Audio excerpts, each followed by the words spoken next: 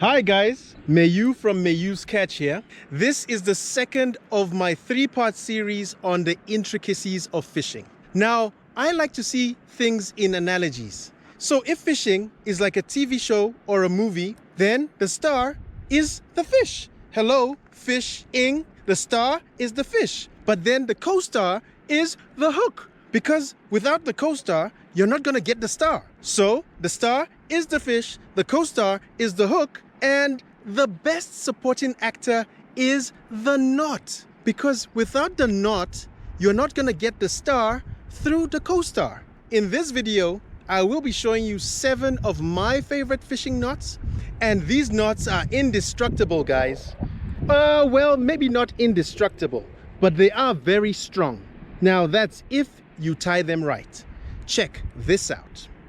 In this episode, I'll be dialing things back a little bit. I find that for me, I would use one or a combination of these knots in all the situations that I generally find myself in. And they are relatively easy to tie. On this side here, we have what we call swivels. Swivels are great because they spin and they keep your line from getting twisted. Although I won't be tying any knots to them, I'm showing you because quite often your knot is tied directly to the swivel. And this over here is a bead. I use it to protect my knots. So for example, if I have a sinker above the knot, I would put a bead. The sinker would then hit the bead as opposed to hitting the knot, and that will protect the knot.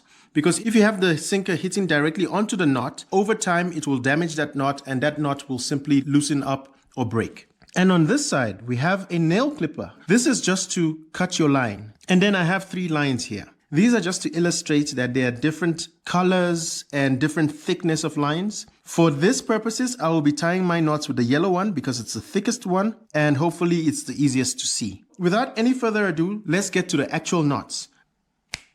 The first knot I'll be showing you is called the clinch knot. There's actually been an updated version of the knot called the improved clinch knot. So I'll be showing you both the clinch knot and the improved clinch knot.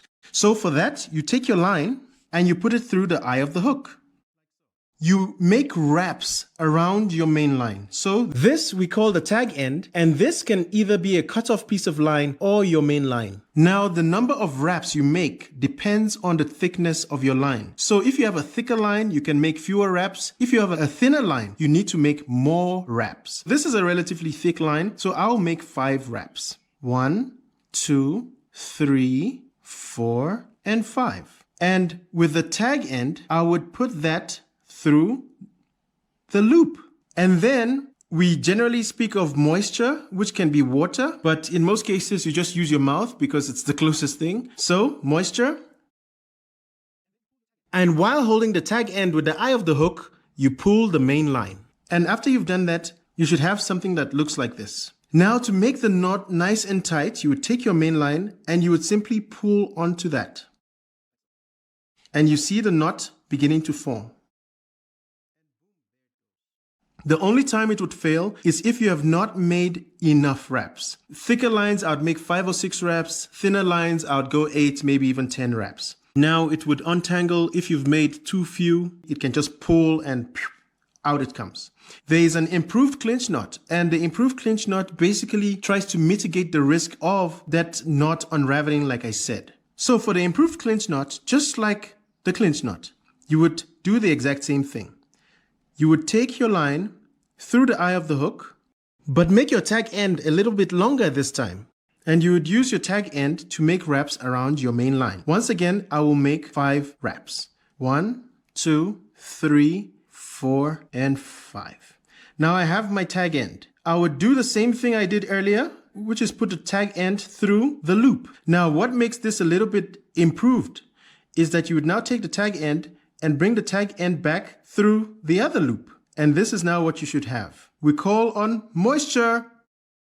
And I just like to pull it a little bit so that the knot already begins to form. And while holding the base of the knot, you pull the main line. Pull out the tag end if necessary, and then pull on the main line to make sure that the knot is tight. And there you have it. Now this has gone back through the other loop, and so it is a little bit more reliable than just the clinch knot. And there you have it, your knot is done. Now the next knot I'll be showing you is called the Palomar knot. Now similar to the clinch knot or the improved clinch knot, you do not have to have a piece of line that is already cut. You can actually tie it straight from your rod. So you have your line coming straight from your rod and you make a loop. And you put it through the eye of the hook. You make a simple overhand knot, which is like this. Just basically a normal knot, like that. And after you've made that knot, you simply take the loop and you feed the hook through the loop. And after you've fed that, you can pull. You simply pull and you have your knot form right above.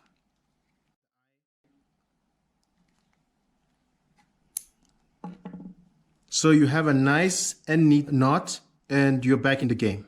The third knot I'll be showing you is called the figure of 8 knot. And that's because somewhere while tying it, you will see the number 8. Now, similarly with the first 2 knots, you do not have to have a piece of line already cut out. You can tie this again directly from your main line. You take your line and once again, you make a loop.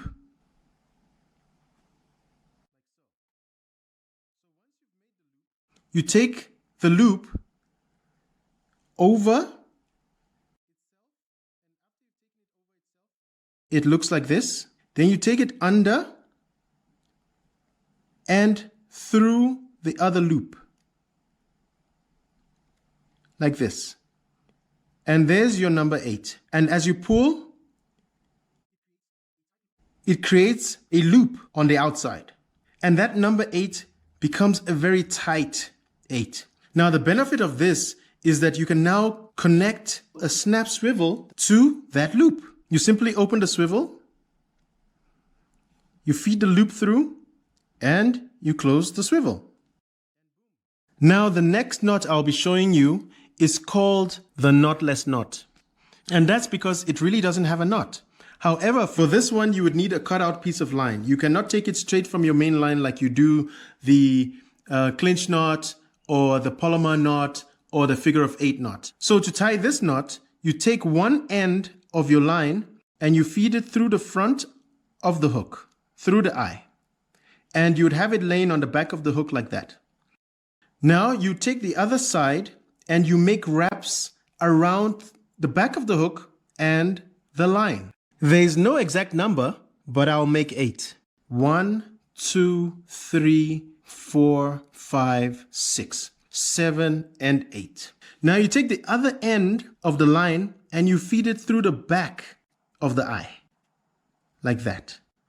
And you can pull this part to tighten the line. This is a very strong knot. And the more it pulls, the more it kind of tightens on itself. And there you have it, the knotless knot. Now the next knot I'll be showing you is called the egg loop knot. This knot is great for soft baits. Sometimes you just have baits that are so soft, when you cast, they come flying off the hook. Sometimes when I fish for catfish, I actually use raw chicken liver. And if you know raw chicken liver, it's actually very flimsy and very soft and breaks very easily. So this knot generally helps me because it stays on the hook. To tie this knot, you also need a cut off piece of line like this. Now you take one end of your cut off piece of line and you feed it through the front of your hook, similar to the Palomar knot. And then you take the rest of your line and you make wraps around the back and that line that you've just fed through. So let's make 8 wraps. 1, 2, 3, 4, 5, 6, 7, 8 wraps. Now this is where it gets a little bit tricky because you need to maintain tension on the wraps you've just made. And then you take the other end of your line, feed it through the back, and this part you would take to join the rest of the line. And then this one you've just maintained tension on, you now continue those wraps. Let's make 7 wraps. 1, 2, 3, 4, 5, 6, and 7. Remember to still maintain tension. All right, so now that's what you have. And at this point, you would pull this end. So I'll take my pliers and pull. Pull, maintaining the tension, and there you have it. And why is it called egg loop knot? Because this part that you've just pulled out can open.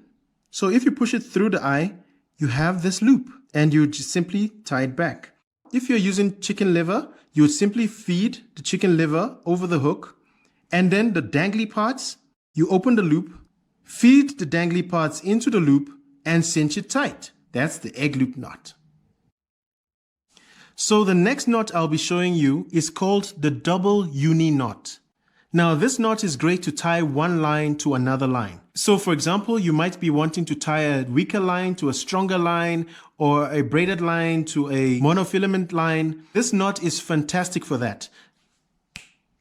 So to tie this knot, I'll be using two different lines just to show you how it's tied on both sides. You would have the lines overlap on each other like this. And then you take one of those two and you make a loop.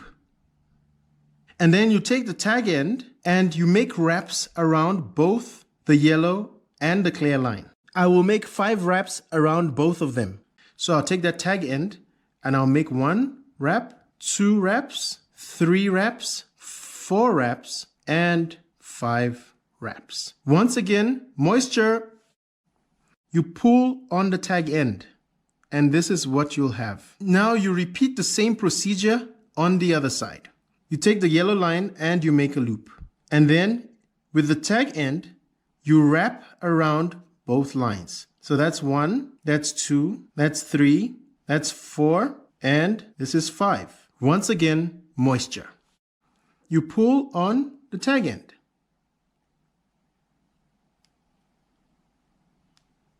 And so you have basically the same thing on both sides. Now, after you've tightened them a little bit, you don't want to tighten it too much at this stage.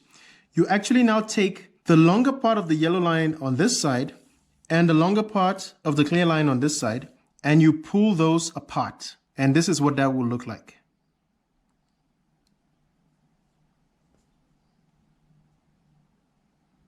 The two knots have come together. So just to make this nice and tight, you would pull on the tag end on this side, and you'd pull the tag end on this side. So, and there you have it. By some magic trick, a clear line has just become a yellow line. And last but not least, a T-knot. So I usually use a T-knot when I do not want to use a T-swivel or I do not have a T-swivel. To tie the knot, you need to make a loop. To make the tail of the T, I will take the loop end and make an overhand knot. Like that. Now I will just keep making wraps through. So basically continuing that motion over and over again. So I've made 1. This is 2. This is 3. This is 4. And this is 5. The more wraps you make, the longer the tail of the T will be. Once again, moisture. And once you pull, this is what you should have. The tail of the T. Now, how do you make the hands of the T? You have your loop on one side, and then you have the other ends of the line. So with those other ends, just like this, you take them across each other, and then I like to use the middle fingers to pull apart. So this is what you should have. Now, after you have that, you now use your index finger and your thumb to cross them over each other. I will also make 5 crosses. 1, 2, 3, 4, and 5. You now have this in the middle. Now you take your loop and you feed it through the middle.